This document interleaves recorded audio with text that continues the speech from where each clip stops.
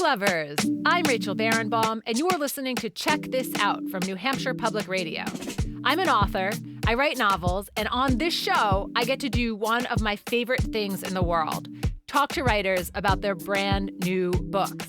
Books you may not have discovered yet, but trust me, you'll be so glad you did. And if you're like me and you get tired of seeing the same old titles on every bestseller list, you're in the right place, because on this show, you'll hear from emerging voices, authors who aren't famous yet, but maybe. Just remember you heard them here first. Speaking of which, back in 2024, I spoke to Yael van der Wouden about her novel, The Safekeep. The book was shortlisted for the Booker Prize and won the Women's Prize for Fiction. That's a really, really big deal. And remember, you heard her here first. You can catch that conversation on the NHPR website or wherever you get your podcasts. Today, I am super excited to introduce you to another debut author, Maria Reva. We are going to talk about her brand new book, ENDLING. Maria, welcome to the show. Thank you so much, Rachel, for having me. Very pleased to be here. I'm really excited to have you here. You have written some short stories, some that have won awards, but this is really your first novel. I have to say that when I sat down to prepare this interview, because of the three distinct parts of your novel, I really wasn't sure how to ask you about it in a way that would also be clear for listeners. Because in my head, it's super clear because I've read the book and I went on the journey with you, right? But it's hard to describe. So how do you describe it's a novel in three parts? How do you piece that together for people who haven't read the book? Gosh, asking a writer to summarize their own book is often... This is why agents and publicists exist. But how I would describe the book is people who are dissatisfied with their dating pools trying to date each other, and people who are taking part in romance tours with very different motivations than actually getting married. And all of this is happening when Russia invades Ukraine. So everything is upended at that moment forward. Okay, so we have romance tours, snails, war. Let's listen to an excerpt from the audiobook to get a sense of all of this and to meet the protagonist, Yeva, in Maria Reva's debut, ENDLING. How Yeva became involved with the romance tours. A blue-eyed blonde had approached her at a gas station as she was refueling her mobile lab. The woman had seemingly materialized out of nowhere. This was on the dusty outskirts of some backwater town after another expedition, a success, 2 gastropod survivors found. As Yeva watched the numbers tick up on the diesel pump gauge, her tank taking forever to fill, the woman chatted on about the weather. Then she told Yeva about an opportunity to get free headshots. When Yeva asked what in hell she'd need headshots for, the stranger seemed taken aback, like Yeva had just turned down a free lottery ticket. She recovered quickly. "Pardon me, I hope you don't mind my saying so," the woman said in a low, secretive voice, which surely was part of her script too. "I just thought you might be an aspiring model." Had Yeva's family sent the woman in their latest matchmaking scheme? Had they stooped as low as that, plotting to send portraits of her to any viable suitor? That was from the opening pages of Maria Reva's debut novel, ENDLING, a chance for us to really meet her main character, Yeva, with permission from Penguin Random House Audio. All right, so we have romance tours in Ukraine or mail-order brides. How did you come to write about this? Where did this idea come from? Well, one of the inspirations for that thread of the novel was this conversation that my sister had on an airplane with her seat neighbor.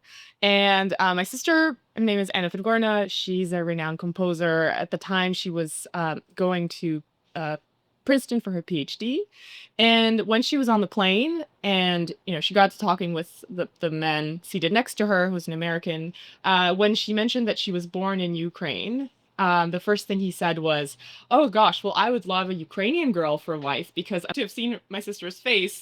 And I just started wondering, well, what is it about this stereotype of Slavic women? What are people in the West saying about us? And it led me down this rabbit hole. I just want to say, If only you had seen my face at that comment. Like, what? Who says that? Who's sitting on an airplane and says that to a woman sitting next to them? Well, there apparently a lot of people say that because I went down this rabbit hole of what some kind of groups of men who are dissatisfied with their local dating pools, the kind of idea they have of Slavic women.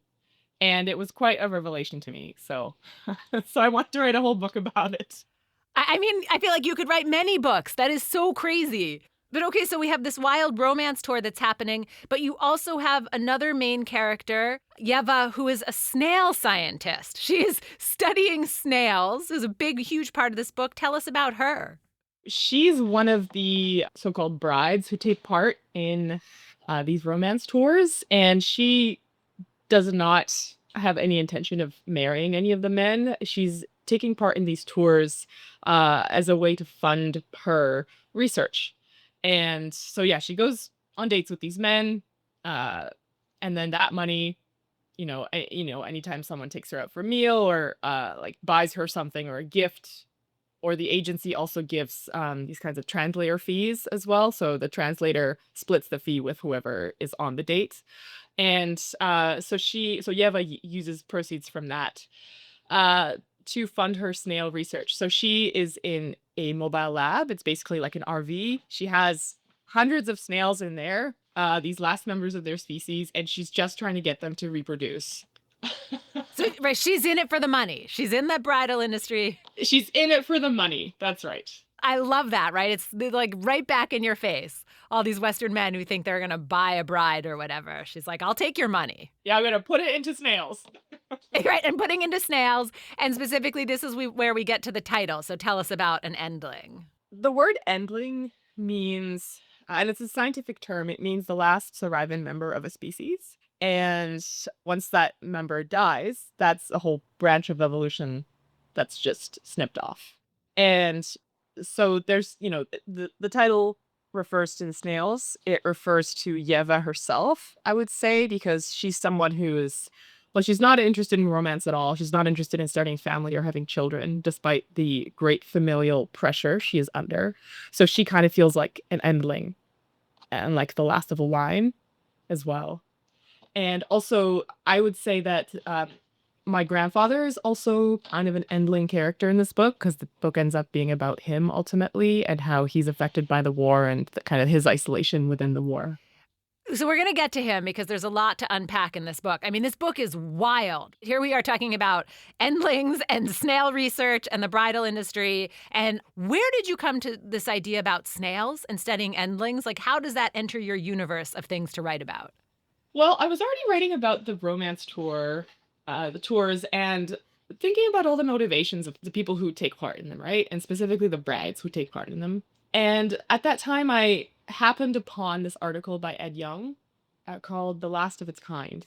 And it's about a biologist in Hawaii who is basically, well, at the time living in a trailer, basically, and taking care of snail endlings. So he had to bear this burden of extinction. So he watched extinction happen in real time.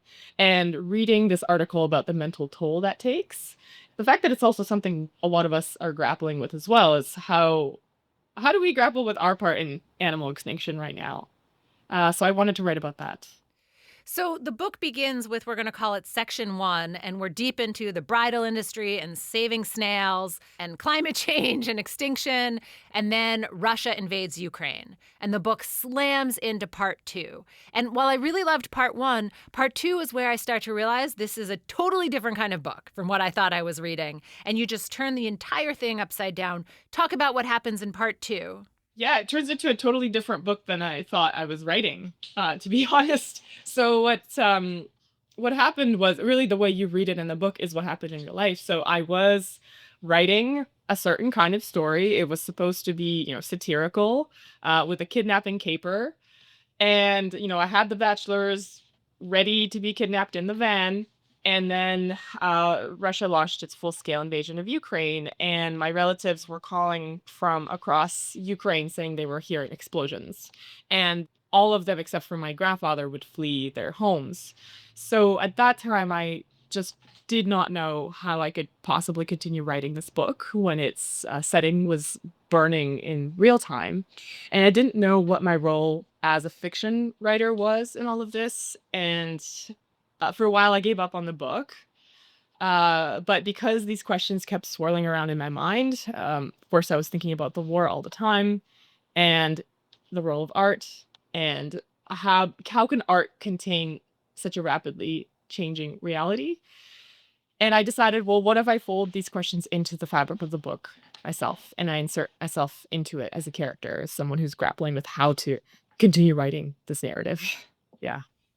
Yeah, so there's this whole section in the middle of the book that is basically your avatar or a writer, right? Named Maria Reva, who's trying to figure out, she has, essays due, she has work due to publishers, and she's struggling with, how can I write this? Yurts come up. I mean, right? And she's trying to figure out how to finish this book, and yet her, family or her grandfather are over in Ukraine being bombed. And it reminded me so much of Visit from the Goon Squad, Jennifer Egan, where you just break out into a whole new sort of piece of the book, right? Like she had PowerPoint presentations in there, but here you have different format. Everything is different. How did you come to write this in this way? Like we have letters between you, your avatar, and the editors. We have more attempts at writing the novel. Everything that's going on in your head is in this book. That's the part of my practice as a writer, is always questioning what is the right container for the content, because I work in multiple forms. So I also write scripts or libretti for opera. And when I'm working on an opera script, I do always ask myself, does this have to be an opera? Because if it could be any other kind of art form, then it shouldn't be an opera. Because operas are very expensive to create. And they're not very efficient vehicles for plot, so but very good for emotional plot. So I always wonder, what form does this content need to take? And that is what I also asked myself when I was writing the novel. So when I had a chapter that just didn't want to be written as prose, like straight prose, I turned it into something else. Like I turned it into memo notes, right, from a meeting, and it seemed to work better, so I decided to keep it in. The letters between myself and a magazine editor, I mean, those were based on real letters, so I didn't have to do very much there. Wow. And there's a grant application. And then you end the book even, right? The book that we had started in part 1. And we have an about the author note. And we have a note on the type. So in this middle section, this is really heavy. They're big, big topics that you're addressing. And we're watching you live through the war. And you wrap up the book that you had started in section 1. But there's a lot of still humor in this. And it's funny. There's a lightness to it, an absurdity. For example, you have about the author section when you wrap up the book, the meta book, and you also have a note on the type that you wrote in here. Can you read that for us? Sure, yes. Let me just find it. Yes, not a numbered page. Yeah, I decided to make it harder for everybody. Maybe we should actually set this up, too, and explain that often at the end of novels, there is a note on the typeface. Can you just explain that, set that up for us? Right. When you read a novel and you get to the end, there's often kind of this little ritual of things you need to see, right? So then there's about the author, and then there's a note on the type. And that's where the typesetter gets their moment in the day. They have their aria where they can sing the praises to the amazing font that they have chosen and why they chose that font and what that, the history of that font is. But in my book, it actually ends halfway through, and I wanted to recreate that feeling of an ending. So then, of course, I had the about the author, which has some fictional elements in it. It was like a fantasy biography I wrote about myself. And then there's a note on the type, which I completely made up. I mean, I ate this up. This is one of those inane details that authors always love. And maybe no one else in the world reads them but us authors. But I was like, this is amazing. So please read it for us. A note on the type. This book, a novel, was set in Serifis Libris, a typeface designed by distinguished Italian engraver Giuseppe Pizzinini, 1852 to 1913. Conceived as a private handkerchief embroidery type to celebrate the 20th anniversary of his marriage to Countess Johanna Trotziendorf of Austria and modernized before his untimely death by screwpress, this type displays the tireless qualities of a master craftsman intent on weaving letter to letter, sentence to sentence, chapter to chapter, to create a sense of cohesion or an illusion thereof. In this way, he shaped manifold manuscripts, however unshapely in their nascent form, into acceptable books. An ardent worker, Pizzinini remained steadfast at his beloved printing press, even on his rare breaks, arranging and rearranging letter blocks with his apprentices to see who could spell the heaviest word. He has been credited as the inventor of the game now commonly known as Scrabble. I mean, it's absurd and hilarious because we're in the middle of a war, right? And your character is trying to live through it and finish this book. And then we go into a few more excerpts and then we hit part 3. So tell us about part 3 in the novel. Part 3 is after I've done a lot of reckoning with myself, with my agent, with some magazine editors, when I've applied for a grant to go to Ukraine and I'm in Ukraine researching and visiting my family. And so part 3 is me trying to continue to write this story. So I'm back with my characters, the kidnapped van, except of course now there's a war on. So what you thought was, going to be a light-hearted story of romance tours and a kidnapping caper becomes something completely different. Different in that they are now living through this war, your characters. Yes, they are now living through this war, and it's at this point in the book, I'm also trying to answer the question for myself of how do different minds react to cataclysm? Because, in peacetime, I think we all know somebody who's so functional, right? They just seem to have all their stuff together. And then we also know people who are struggling, but when a crisis hits, we actually don't know who's going to react how.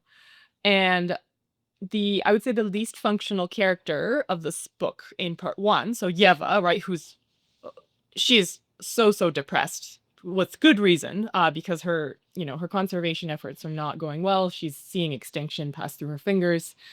And then once the war hits, I would say she's the one who snaps into action and gets the other characters into action as well. If you're just joining us, I'm Rachel Barenbaum. My guest today is Maria Reva, and you're listening to Check This Out from New Hampshire Public Radio. We're talking about Maria's brand new debut novel, ENDLING. This book is so good, I couldn't put it down, and it's also absurd, crazy, heavy. Like, I can't even think of all the adjectives to describe it, except just to tell you, you must read it. And it is written in 3 very distinct parts. So we've covered part 1, where we open up with a kidnapping caper in the bridal industry in Ukraine. Part 2, Russia invades Ukraine, and we are deep in the war, and Maria's avatar, how she is dealing with that, and family that's in Ukraine. We're just dipping into part 3, where she takes us back to that kidnapping caper. And she is the writer. We see her still not quite done. There are different ways to end this book. So can you talk about that in part 3? Yes. Part 3 is me basically, watching the war in Ukraine from abroad, right? Because I'm living in Canada, my immediate family's in Canada, and it's this kind of powerlessness that we all felt at the time and continue to feel. So maybe these are just the stages of grief, the negotiation, bargaining, but I would have this fantasy that would replay in my mind of what I would do to save my grandfather from the war, of course, because he did not want to leave his city of Kherson, and that's one of the cities that's been so heavily hit by the attacks. And it was occupied by the Russians and then liberated by Ukrainians, and then now it's being attacked relentlessly. And throughout that whole time, my grandfather did not want to leave his apartment. I think he also did not and does not want to give up his independence, because if he were to leave, he'd have to live with other people. He's in his 80s. He has a certain way he likes to live his life. So I've come to accept that decision, of course. But at the time, I just kept replaying this fantasy that I could get him out. And the book becomes that. It's like me trying to control this fictional narrative and me trying to control my characters and getting them to do what I want, and the limits of that fantasy making, even in fiction. So in real life, your grandfather was and is still there. That's right. And in the book, he was and still there. Yes. One of the things that I sort of went back and forth with all the time as I was reading this book was, what is real? Because this is fiction. It's not nonfiction. This is a story. It's made up. And I kept saying, but it seems so real. And when I read about you in real life, your nonfiction biography, so much of your real life is in here. How did you pick apart those strands and decide what to include? Well, it's a difficult question to answer. I mean, it is a fusion kind of form, and it starts as fiction and then it ends as nonfiction, I would say, when the kind of the memoiristic interludes start intruding in the narrative. In terms of how I decided, I'm not sure. Well, for one, I think I just followed where my obsession took me. So when I was getting ready to go on a research trip to Ukraine with my sister, I found that I couldn't write fiction at that time, and I was really terrified of going to Ukraine. And all I could write were these diary-like excerpts, kind of essays, personal essays about that process of preparation. And then when I was in Ukraine, I kept writing that way, like a kind of log, a diary. And I think it was a way for me to distance myself from the situation. So when I was in Ukraine, it's like, okay, if I can treat this as material, somehow it's a little bit more distant from me, and I could keep it at more of a distance from me if I could treat life as material. And so that is what I could write at the time. And then I did eventually find a way to integrate that into the fictional work as well. But really, I was just following what my mind could do at any given point. I'm so interested in your comment that it started as fiction and ended as nonfiction. Why didn't you switch the whole thing to nonfiction or just stay with the first story? I think it worked brilliantly keeping them all together, but why did you decide to do that? I mean, surely someone said to you at some point, or it occurred to you yourself, I should just make this all nonfiction. Well, I was already so deep in the novel that my only solution at the time was just to give up on it because I just couldn't keep writing it. And to make it non-fictional I would have had to start a completely different novel. So I wanted to render explicit that difficulty of writing fiction. I wanted to bring the reader into it, take them behind the curtain of, okay, when a writer starts a project, and novels take a very long time to write, when you're already deep in it and something terrible happens in real life, how do you go forward? So I wanted that question to be the novel itself. So what is the question of part 3? After we go through this interlude, what is happening with the characters in part 3?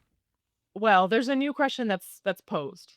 And our characters, the 3 women who are kidnapping the bachelors and the trailer full of bachelors, they're almost at a safe part. So they've almost reached the edge of the country and they've almost reached safety when Reva finds out that there's actually a snail endling right in the heart of the attacks in Kherson, which is southeast of Ukraine.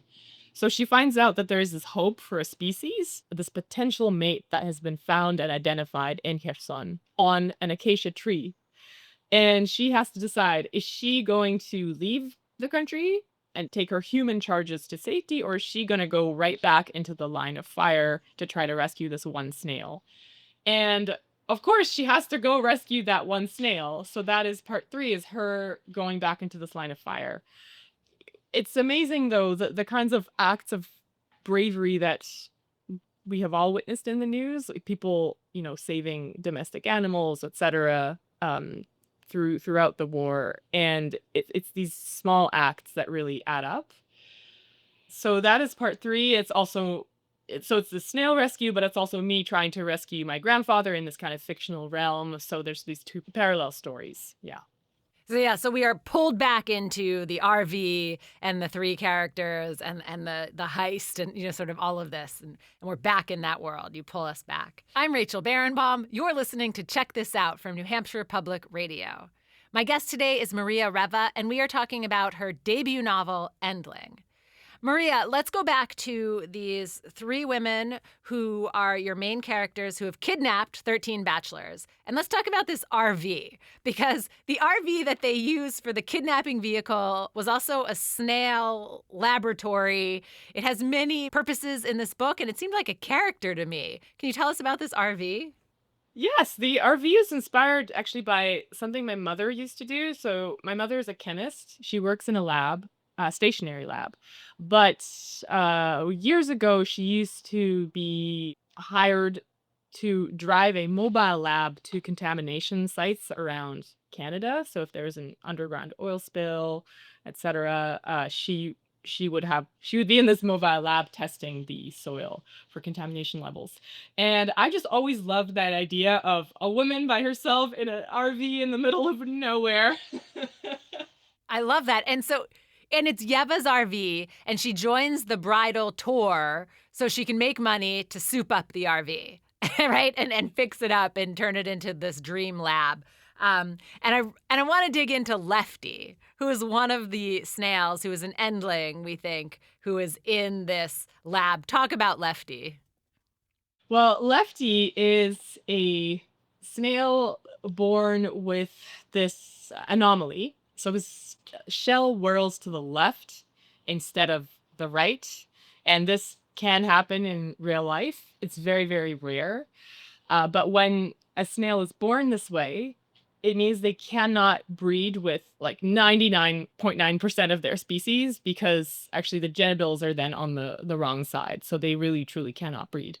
And Lefty was actually inspired by a garden snail found in the UK. His name was Jeremy, and he was a left-whirling snail, and he inspired this international search to find him a mate. And actually, we're seeing something like that happen right now in New Zealand, where there was a left-whirling garden snail. His name is Ned. And now there's also this kind of viral search to try to find him or her or them a mate.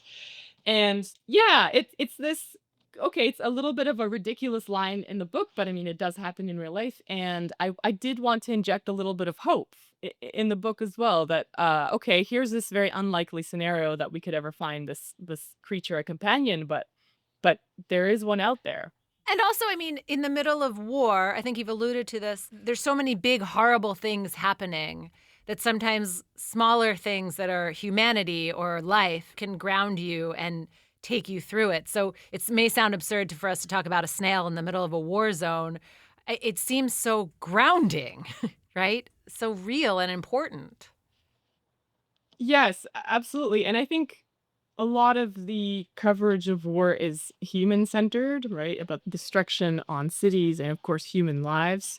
But there is an ecocide happening in Ukraine as well, and other war zones around the world where, the natural world is being destroyed, and all these creatures that are victims of it. And I did want to highlight that as well. So what is it about the natural world and that destruction that speaks to you, that you're drawn to? Are you a closet, biologist? Are you a biologist or something on the side? I don't know. My closet biologist. I love that question. I do love the natural world. I do love snails. I'm not actually a malacologist. But if you watch a snail long enough, I think it's a very meditative act, and it's a really good antidote for the frenetic pace of modern life, right? If you just can hold your attention for that long, be with this creature, I think it can really change your day, at least.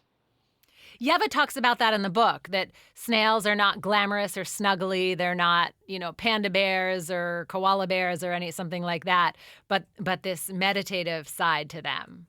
In the conservation world, there is this concept of charismatic megafauna. So it's the big furry animals that we all love, and that aquariums and zoos love to tout as, mascots of conservation. So, or like killer whales, for example. But yeah, koala bears are very huggy, right? You think of them, they kind of look like toddlers, right? But then there's all these underdogs in the ball of extinction. And snails, I would say, are definitely the underdogs. But, they are having their moment right now. I think that snails are trending right now. I see them everywhere on social media. Wait, we have different social media, maybe. But wait. Maybe it's just my algorithm. But I mean, I see crochet snails everywhere for sale. Oh. So I don't know. Maybe it's just confirmation bias, but I think they're having a moment now. I love that idea, and I'm going to start looking for them. Now that I know to be aware, I might see them more. If you're just joining us, I'm Rachel Barenbaum. My guest today is Maria Reva, and you're listening to Check This Out from New Hampshire Public Radio. We're talking about her brand new novel, ENDLING. This book has a crazy caper in the beginning. In the middle, we're in the middle of a war zone when Russia attacks Ukraine. And then we go back to the crazy caper in part 3. That's a very minimalistic summary of a novel that is actually very complicated. But I want to make that quick overview because I want to ask you, Maria, there's so much in this book that's so deep and there's so much to think about. What do you want readers talking about around this book? Well, I wanted to really get into the lives of the people behind the headlines. So when we read war coverage, it's often statistics, right? How many injured, how many dead. And I wanted to go beyond that and really construct these very real people. I mean, some of these characters are fictional, but some of them are very much based on the people in my life. So I wanted, I wanted the reader to see what the invasion is like through the eyes of an ordinary person. Because really, this is a book about self-discovery as much as it is about war, I think. Yeah, I think Yeva has, she's grappling with some pretty complicated questions of sexuality throughout the book. And I think, and I hope by the end of it, she does discover some sort of answer for herself. Yeah. So there are the absurd parts of this book, and then there are the very personal parts of this book. But in a way, I felt like they were all wrapped up together. And I really wanted to ask you if you feel like how vulnerable does it feel to publish a book like this, where your heart is on the page? I don't know if I'm asking that well, but I want what's it like to, I guess what I would say is, what is it like to publish a book that is so personal? Oh, such a good question. It was such a hard book to write, and I had given up on it multiple times. So my only goal with this book was just to finish it. And once I finished it and my editors were on board with it, and then they had an editorial deadline with me. And then my next goal was okay, just meet that deadline. Just trudge forward and meet that deadline. So I really did not think of any future beyond the publication of the book. I don't think I even really thought about the publication of the book, to be honest. It was just, can I finish this manuscript? So now that it's out there and it is getting attention, it's been getting a lot of reviews, and it's currently on the Booker long list. And so when I found out the news about the long list, it hit me in this really interesting way, where this realization that, oh yeah, something so personal is now being made very public. And I'm very grateful and honored for that. But I'm also shocked. I truly did not imagine any of these scenarios. Huge congratulations. That's a huge award that you're up for. Fingers crossed. As you know, you heard her here first before she won. But really, I mean, it's just your heart is on the page. And I kept thinking I would have read this book if we only stayed with the caper. And right, the activists who kidnap the would-be bachelors or grooms or whatever. And yet this middle section came in. When you submitted this book to your agents or editors, was there a lot of pushback, or did everyone just go with it? They went with it. I was the one who had the pushback before submitting it to anybody. So the metafictional experimental elements, when I was, alone with the book, still, drafting it, I actually took those out at some point. I thought, nah, that's, no one's gonna stay with me for this. So I need to take it out. But then I watched Everything Everywhere All at Once, and it was hugely inspirational because it does end halfway through and nobody gets up from their seats, because I think the audience had this innate idea that, okay, that's not the real ending. There's something more to be said here. We need to keep being in our seats. So I wondered, okay, can I do this in a book? And can I trust the reader to remain in their seats? Even if they don't like the result, will they stay with me? Really? I mean, you have a whole acknowledgement section that's made up right in the middle of the book. And I totally read every word of it. I'm so glad to hear that. I mean, I read the acknowledgements anyway, because I'm an author. And it was funny. And I think the fact that you made it light and you added the humor made it readable. Yeah, I thought that was a necessary part to the narrative because humor, I think, is a Trojan horse for introducing readers to really difficult material. You kind of lead them into a place with, these mixing metaphors here, but with velvet gloves. Like you tread carefully with them, and then you can introduce the harder stuff once they're with you. Also, humor is a survival mechanism, I think, for Ukrainians, and it has been for a long time. It's a way to try to rise above a really difficult reality and try to take some of its power away on you. There's another character in this book that we haven't talked about yet. Paul, Pavel, Pasha, whatever you want to call him. He has several names. Can you introduce us to him and talk about his role in this novel, ENDLING? Right. So Pasha is one of the grooms that comes to Ukraine on this romance tour, and he's actually Ukrainian born, but he grows up in Canada, and his story mirrors a lot of that millennial coming of age story of uh, thinking you're going to do as well as your parents in the material sense, and then growing up and realizing, oh, I can't have the same things they did. And that is compounded with the immigrant dream for him, right? Because the immigrant dream is like, you're going to realize all these hopes that your parents have for you as well. So he tries to, get it into a good university, get a good job, etc. But he can't, buy the house that he's wanted. He can't start a family because he feels like he can't afford to start a family. And meanwhile, he's watching his friends back in Ukraine who seem to be prospering, right? Like they're living these really interesting lives and opening art galleries, buying houses in the countryside, etc. And this, of course, before the full-scale invasion. And he thinks, well, what if I just start all over in Ukraine? So he's kind of the, you could say, reverse mail order bride, where he's someone who's coming to Ukraine, wanting to marry a Ukrainian woman and start a life there. That's his hope. And then he gets kidnapped. And he's built up in his mind that Ukraine is going to be this beautiful haven for him. And when I was drawn into his character was when he walks into the airport and he's slammed with the language and he can't speak and they reply to him in English.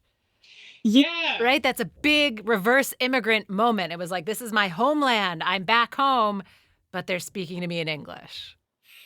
Yeah, I mean, I have that experience too when I go back, right? So I grew up speaking Russian with my family. We're from the Russified part of Ukraine, more the eastern part. And so I grew up speaking Russian with them, and I've been learning Ukrainian as well. But when I go back to Ukraine, my accent is pretty okay, but my grammar is very simple. So I think when I speak to people there, they kind of give me this strange look, like I'm not quite right. And so it's like I want to be among everyone there, but I know that I stick out. So it's a strange feeling for sure. But I liked that you added that character in because I feel like the whole looking for a bride, going on this tour, bridal tour, sticks out. He doesn't really fit in anywhere. And then he's thrown into the middle of this war. And he kept thinking sort of, where do I fit? Am I going to escape to safety? Am I going to stick with them? What am I going to do? Yeah, Basha really feels like he's being tested in these circumstances. And gosh, he's really a ridiculous character. I mean, he has all these projections on women. Like he thinks he's gonna find the woman of his dreams and she's gonna be perfect. She's gonna be named Olga.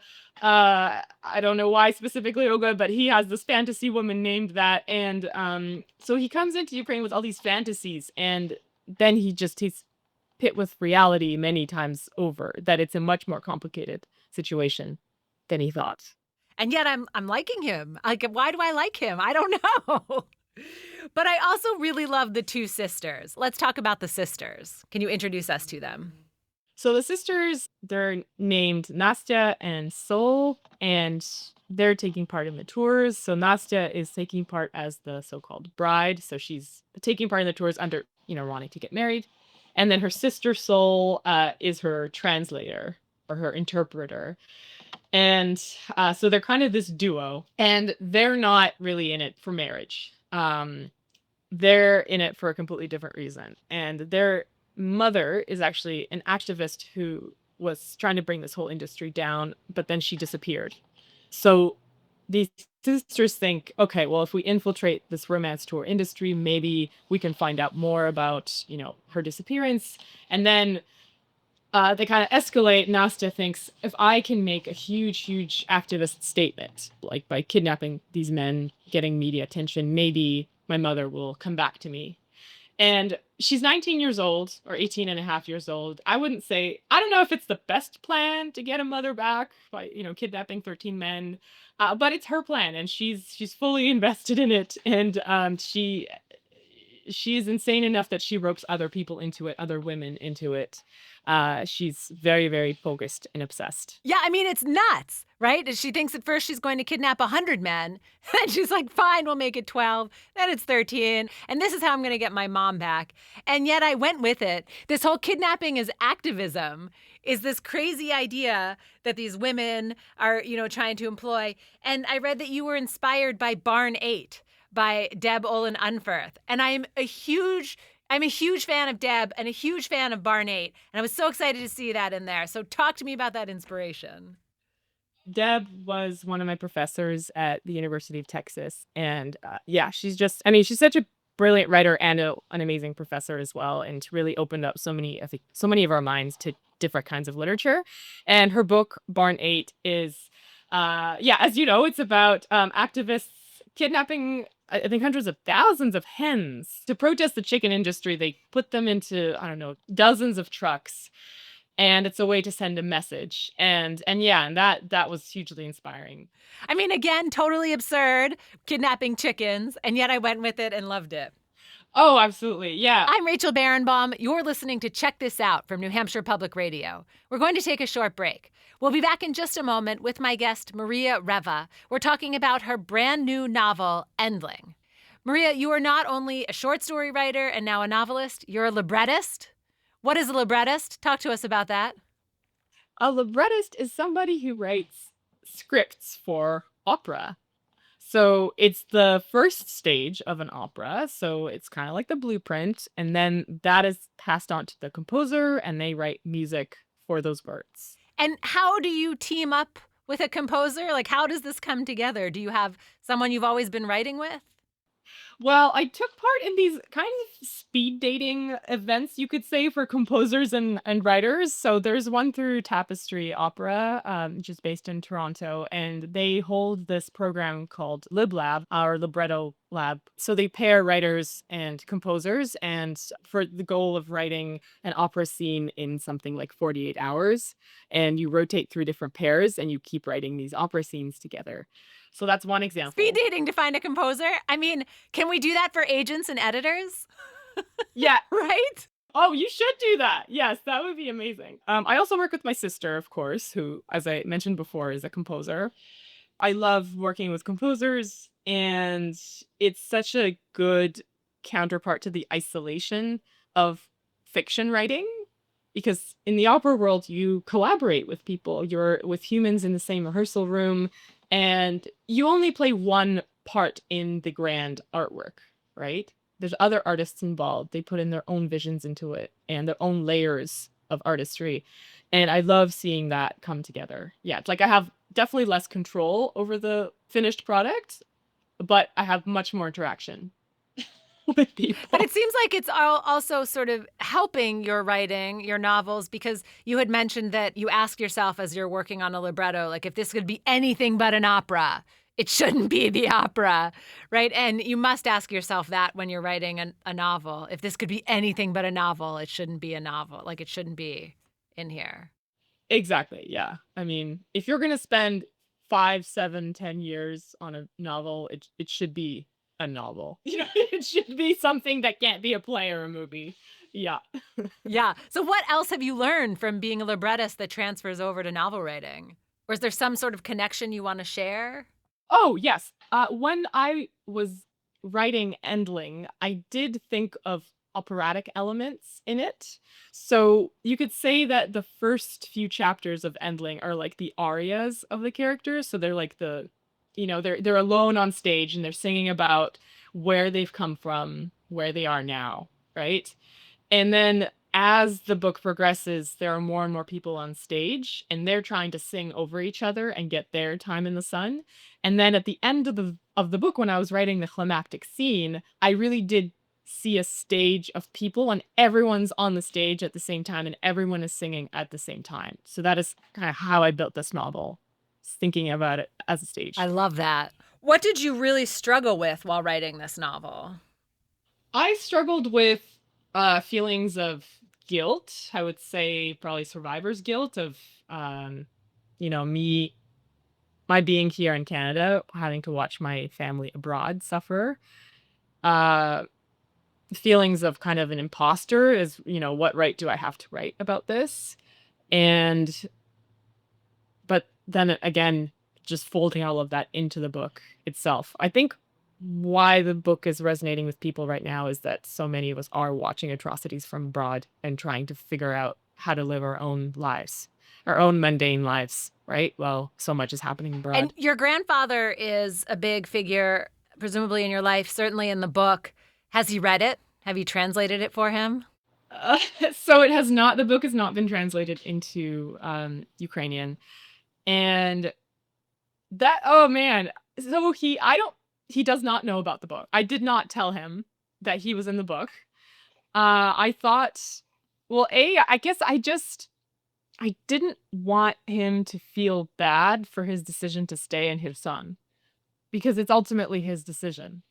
And I didn't want him to read this book by his granddaughter, which is a whole fantasy of her, rescuing him. And I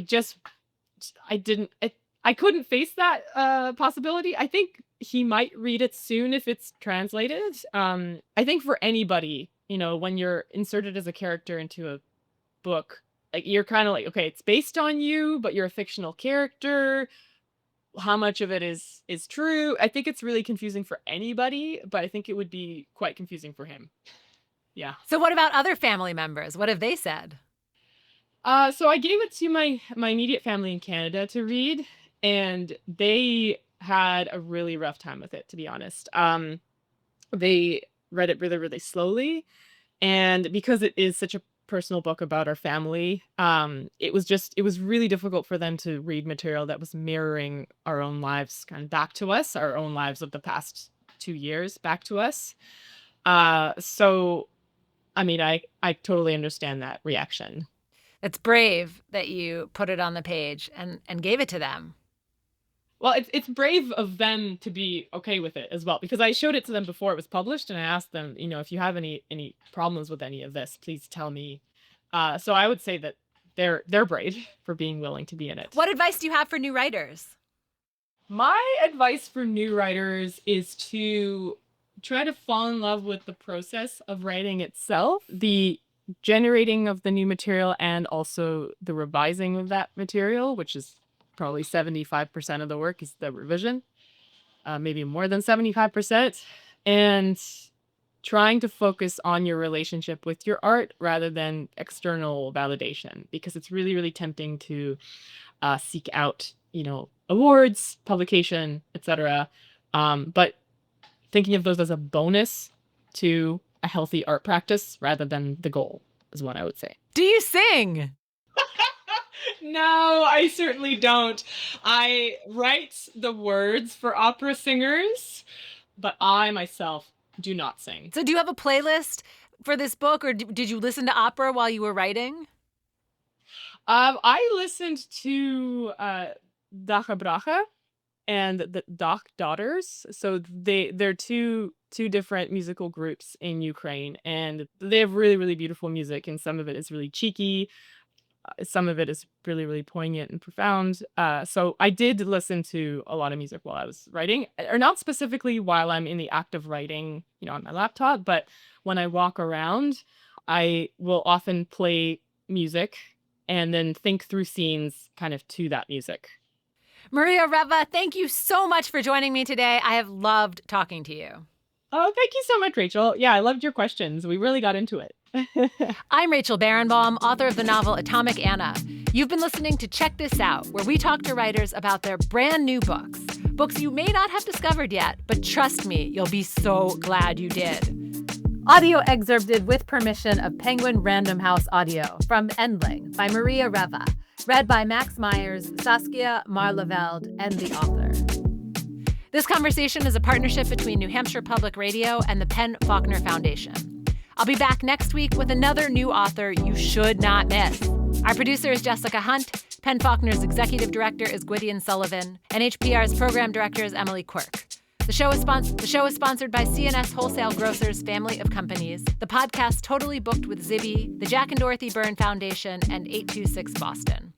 Remember to go to your local library or local bookstore and check out all the books you hear about here and love. Thanks so much for listening. Read on.